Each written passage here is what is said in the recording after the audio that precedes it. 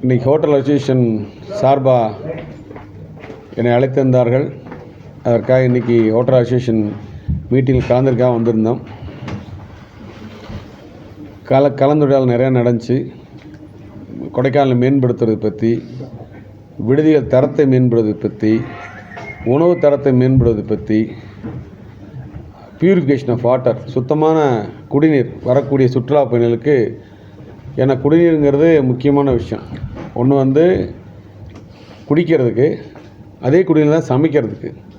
அந்த மாதிரி அதை மேன்மைப்படுத்துவது எப்படி, அதே படுக்கை அறைகள் மேன்மைப்படுத்துவது எப்படி, குளியல் அறைகளை மேன்மைப்படுத்துவது எப்படி, எல்லாத்தையும் ஒரு வரமுறை கொண்டு ஒரு கட்டுப்பாடுகள் கொண்டு வரணுங்கிறதுக்காக எடுத்து ஒரு கூட்டு முயற்சி அவங்களோட நம்மளும் சேர்ந்து எடுத்திருக்கோம். ரெண்டாவது டேரிஃப்.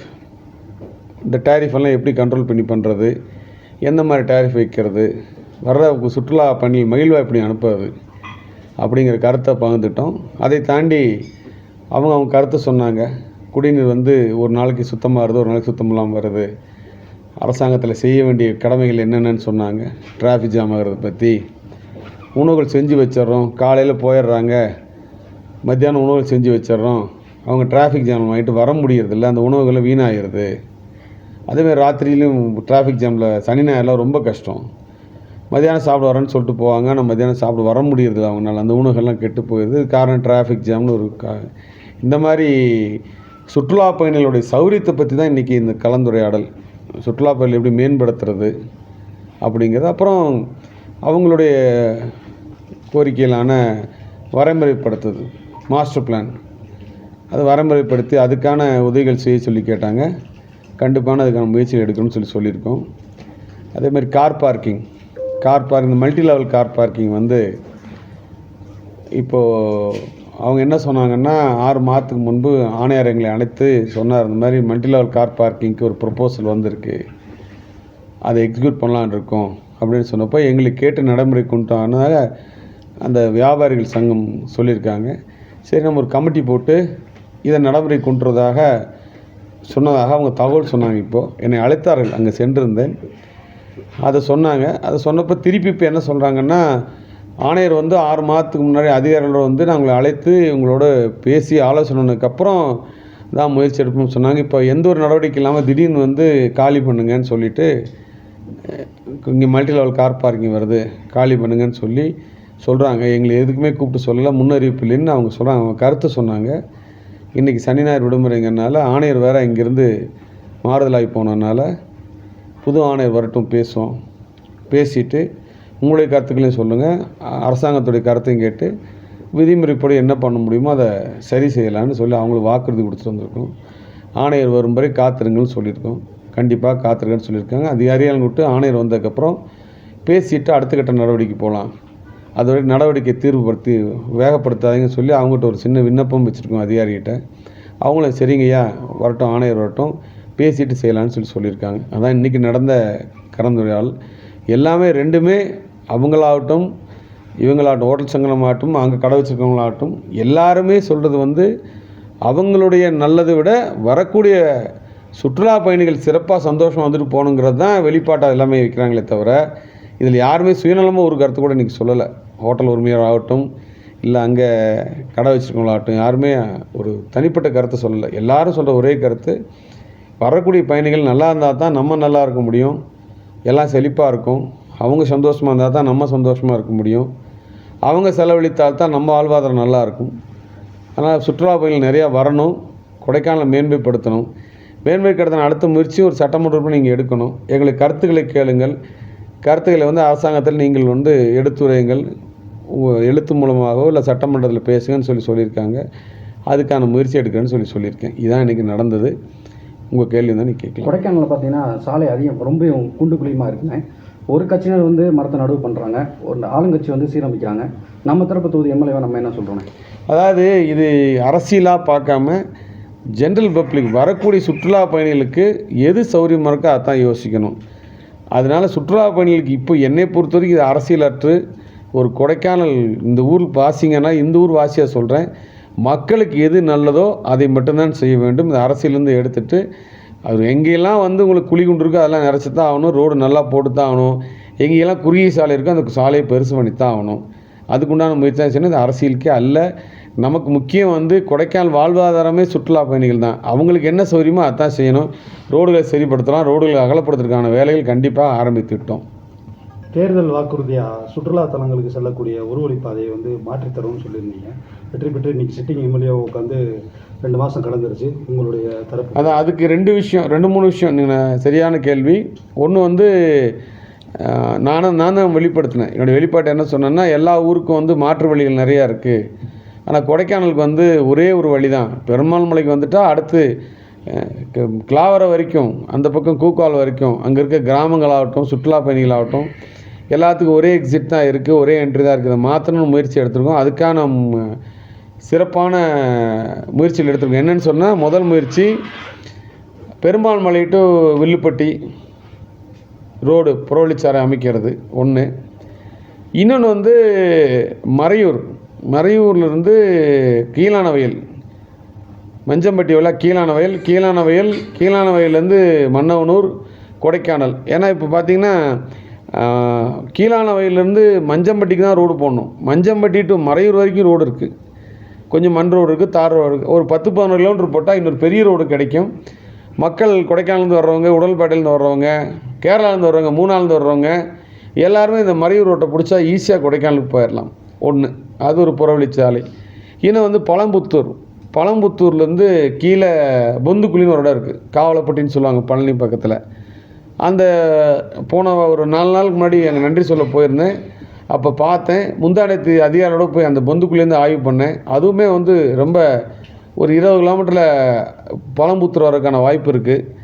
அந்த வழியுமே சிறப்பாக இருக்குது. அது ஒரு புறவழிச்சாலையும் பண்ணலாம். இன்னொரு வந்து இதெல்லாம் வந்து கொடைக்கானலுக்குள்ளே வந்துட்டு போகிறதுக்கான புறவழிச்சாலை வாய்ப்புகள் நிறையா இருக்குது. இதுக்கு அப்போ அதாவது நான் சொல்கிறது கீழானவயல், மறையூர், உடல்பேட்டை, மூணார், பழனி, காவலப்பட்டி, பொந்துக்குழி, பழம்புத்தூர், பூம்பாறை, கொடைக்கானல் ரெண்டுமே வந்து சாத்தியக்கூறல் இருக்குது. இன்னொன்று வந்து ஆல்ரெடி இருக்கிற ரோடு பெருமாள் மலை டு வில்லுப்பட்டி அந்த ரோடு. அது இந்த மாதிரி 3 ப்ரொப்போசலுக்கு 3 வேல்யூ தான். கஷ்டமான விஷயங்கள் இல்லை. ஒன்று வந்து 2 இதில் மட்டும் இது வருது, வனத்துறை வருது. வனத்துறை அதிகாரிகிட்ட முறையாக வந்து அனுமதிப்பட்டு செய்யணும். அதுக்கான முயற்சியில் அரசாங்கம் நமக்கு ஒத்துழைக்கும்னு நினைக்கிறேன். இது எல்லாருக்கும் பெனிஃபிட்டாக இருக்கும். இன்னொன்று வந்து அந்த மன்னவனூர் இது சுற்றுலா பயணிகள் இப்போ என்ன பண்ணுறாங்கன்னா, பேர்ஜம் போகிறாங்க. பேர்ஜம் போகிறத தவிர்க்கிறது எல்லாரும் பேர்ஜம் போகிறாங்க. பேர்ஜம் போயிட்டு போன ரோட்லேயே திரும்பி வர்றாங்க. பேர்ஜம் டு மன்னவனூர் இன்னொரு ரோடு இருக்குது.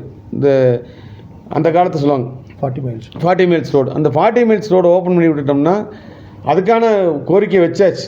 அது அநேகமாக சீக்கிரம் நடந்துடும். ஸோ மக்கள் இப்படியே போய் பூம்பாறையில் இங்கே போய் அப்படியே கீழே இறங்கிக்கலாம்.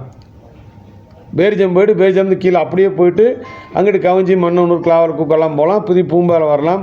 ஸோ ஒரு வழிக்கான முழுமையான டிராஃபிக் குறைக்கப்படும். அதே மாதிரி அவர் கேட்ட மாதிரி 5 இடங்களில் பார்க்கிங் ஸ்பாட் 400 கார் நிற்கிறதுக்கான முயற்சிகள் எடுத்துகிட்ருக்கோம்.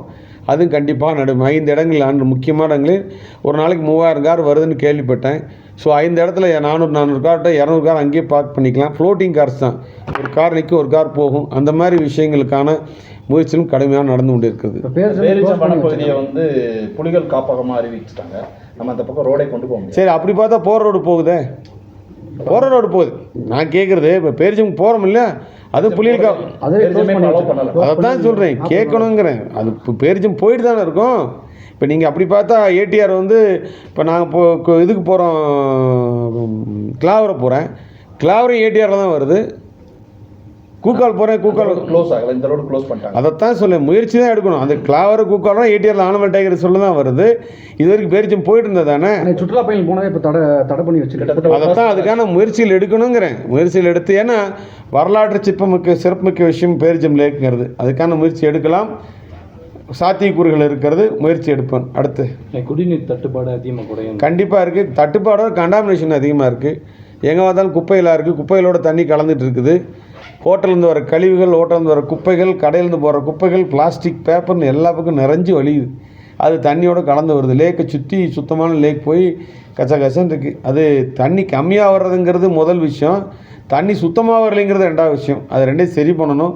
சரி பண்ண முயற்சிகள் கண்டிப்பாக எடுத்துகிட்டு இருக்கோம். அந்த புது கமிஷன் வந்தோடனே அந்த விஷயம்லாம் செய்வோம். தண்ணி கண்டிப்பாக பத்தாததுக்கு என்ன தேவை கொண்டுறதுக்கு, தண்ணி எப்படி அதிகப்படுத்துறது அப்படிங்கிறதுக்கான வேலை பற்றியும் ஆய்வு செய்கிறோம். பரிசுத்தமான தண்ணி கொடுக்கணுன்ற முயற்சிகளும் எடுத்துகிட்டு இருக்கோம். ஒரு அரசியல் கேள்வி. அதிமுகவில் இருந்து இப்போ கொத்தா தாவேக்காவில் நிர்வாகிகள் மட்டுமல்ல, முன்னாள் அமைச்சர்கள், எம்எல்ஏக்கள் தங்களுடைய பதவிகள்லாம் ராஜினாமா செய்துட்டு போகிறாங்க. தொண்டர்களுடைய மனநிலை, உங்களுடைய கருத்தும் சொல்லுங்கள். அதாவது பழனிக்கு அனைத்து இந்திய அண்ணா திராவிட தேர்ந்தெடுக்கப்பட்ட ஒரு சட்டமன்ற உறுப்பினர். நான் அம்மாவுடைய விசுவாசி, தலைவருடைய விசுவாசி. எனக்கு இந்த தொகுதி முக்கியம். என்னுடைய எண்ணங்கள்லாம் இந்த தொகுதியோடு சரி தான். ரெட்டலைங்கிறது எலெக்ஷனில் நின்று அன்னைக்கு எனக்கு அந்த ரெட்டலை இருந்துச்சு, என்னை ஜெயிக்க வச்சாங்க அதிமுக தொண்டன். இன்னும் 5 ஆண்டுகளுக்கு அதை எதை பற்றி யோசிக்க மாட்டேன். எனக்கு என் தொகுதி முக்கியம், என் தொகுதியில் பணிகள் முக்கியம். அதை தான் செய்வேன். போகிறவங்கள பற்றியோ இருக்கிறவங்கள பற்றியோ கமெண்ட் பண்ண நான் விரும்பலை. ஏன்னா அது அவங்களுடைய தனிப்பட்ட விருப்பம்னு சொல்லிட்டாங்க அவங்களே. அதுக்கு ஒவ்வொருத்தர் ஒரு கருத்து சொல்லியிருக்காங்க. நான் புதுசாக தெரியல. ஆனால் தொண்டர்கள் மத்தியில் தொண்டர்கள் கேட்டால் வருத்தப்பட தான் செய்வாங்க. தொண்டனா எல்லோரும் வருத்தப்பட தான் செய்வாங்க. அந்த வருத்தம் எனக்கும் இருக்கிறது. பார்க்கலாம். ஒவ்வொருத்தருடைய கருத்து, ஒருத்தருடைய சூழ்நிலை, அதுக்கு தனியாக விளக்கம் சொல்ல விரும்பலை. நான் தொகுதி பற்றி கேளுங்க, எவ்வளோ நேரம் வேணாலும் கேளுங்க, சொல்கிறேன்.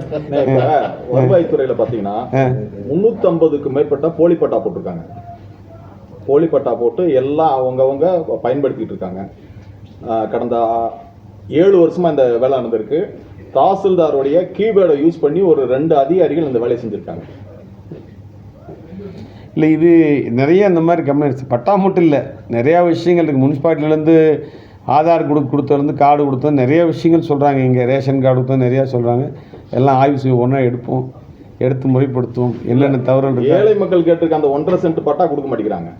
ஆனால் பெரிய பெரிய ஆளுகளுக்கு போலி பட்டா போட்டு கொடுக்குறாங்க. அதை தான் எடுக்கலான்னு சொல்கிறேன் பிரதர். கண்டிப்பாக எடுப்போம். நீங்கள் எல்லாம் கொடுங்க, எவிடன்ஸோடு கொடுங்க, எடுத்து கொடுங்க. உங்கள் முன்னாடியே எல்லாத்தையும் நியாயத்தை கேட்போம். அது என்ன தவறு நடந்துக்கும் அந்த தவறை சரி பண்ண செய்வோம். அப்படி தவறாக பட்டா கொடுங்க, அந்த பட்டா கேன்சல் பண்ண சொல்லுவோம். சின்னூர் பெரிய மக்களுக்கு சாலை வசதி இல்லாமல் ரொம்ப சிரமம். அதான் சொல்லியிருக்காங்க, அதையும் பேசியிருக்கேன். அது அந்த கும்பக்கரை அருவியிலேருந்து ஒரு ரோடு இருக்குது, அதுக்காக முயற்சி எடுத்துகிட்டு இருக்கோம். அந்த வேலை செய்யலாம். அதேமாதிரி வெள்ளகவி ரோடும் இப்போ 4 நாள் இப்படி ஆய்வு செஞ்சுட்டு வந்தேன். வெள்ளகவி போகிறதுக்கும் அதுக்குண்டான ஆய்வு அந்த ரோடு 2 ரோடு நடந்துகிட்ருக்கு. அது ஆனால் லாங் டேர்ம் ப்ராசஸ். முதல்ல இப்போ உடனே முடியாது, ஆனால் கண்டிப்பாக செய்யலாம். அதே மாதிரி இப்போ நான் சொல்கிறது மஞ்சம்பட்டி 3 கிராமங்கள் ரோடு இல்லாமல் இருக்குது. பெரியூர், சின்னூர், வெள்ளகவி, மஞ்சம்பட்டி. மஞ்சம்பட்டிக்கு ரோடு கொண்டு வரதுக்கான முயற்சி செஞ்சுட்ருக்கோம். அன்றைக்கி ஒரு கீழ்மல்ல ஒரு கிராமத்துக்கு போயிட்டு வந்தேன்.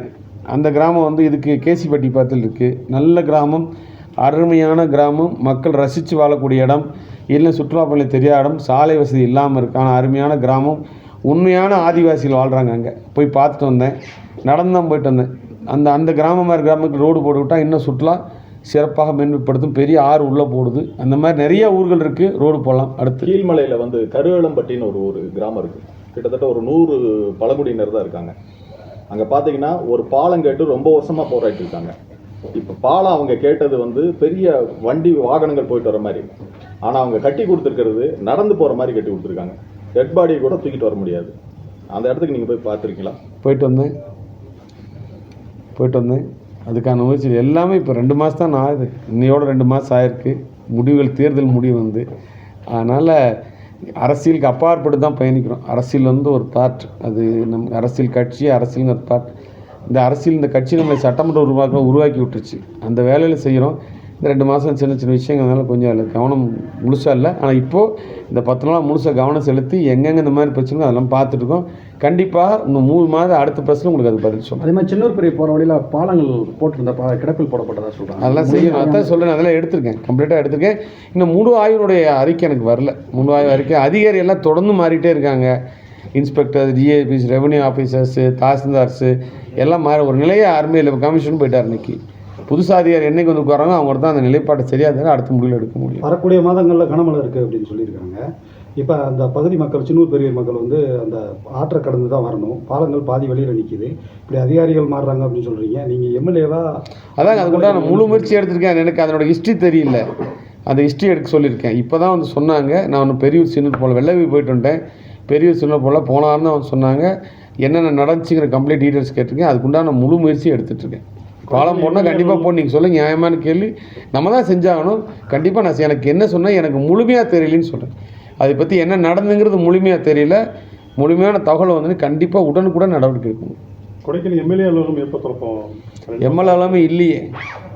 எம்எல்ஏ இருந்தால் தானே நகராட்சியில் இருக்குனாரு. இப்போ இருந்து ஆணையர் எனக்கு கொடுக்க மாட்டேன்ட்டார்.